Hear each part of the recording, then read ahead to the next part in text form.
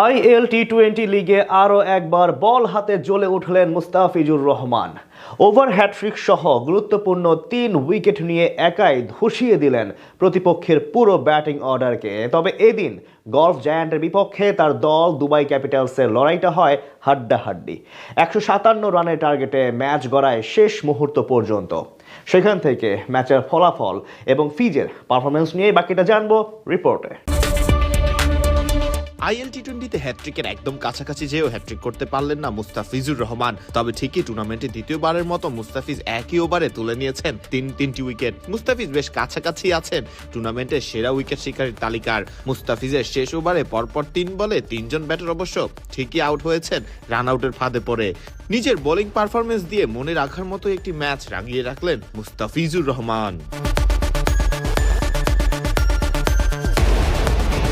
যত সময় যাচ্ছে আইপিএল এবং টি-20 বিশ্বকাপ ঘনিয়ে আসছে, ততই যেন নিজেকে আরো বেশি ভয়ঙ্কর বানাচ্ছেন মুস্তাফিজুর রহমান।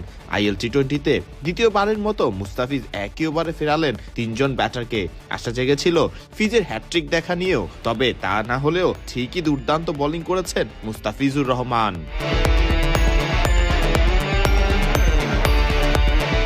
গলফ জায়ান্টসের ওপেনার জেমস ভিন্সকে সাজঘরে ফেরান মুস্তাফিজুর রহমান। তারপর এক বল পরেই সাজঘরে ফেরেন আফগান তারকা আজমাতুল্লাহ ওমার জাই। ঠিক এর পরের বলেই মুস্তাফিজের বলে শন ডিকসন আউট হয়ে সাজঘরে ফিরলে হ্যাট্রিকের একদম কাছাকাছি চলে যান মুস্তাফিজুর রহমান। তবে হ্যাট্রিক না পেলেও মুস্তাফিজ ইনিংসের এবং নিজের শেষ ওভার করতে আসলে 3 বলে 3 ব্যাটার ফেরেন রান আউটের শিকার হয়েই।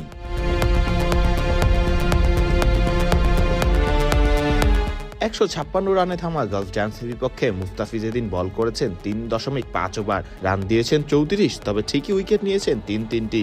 শুধু বল হাতে উইকেট নিয়েই নয়, ফিল্ডিংয়ে ক্যাচ হাতেও এই ম্যাচে ভূমিকা রেখেছেন দ্য ফিজ। মারকুটে আফগান ব্যাটার রহমানুল্লাহ গুরবাজের বলটিও যে নিজের তালুবন্দি করেন এই মুস্তাফিজুর রহমান।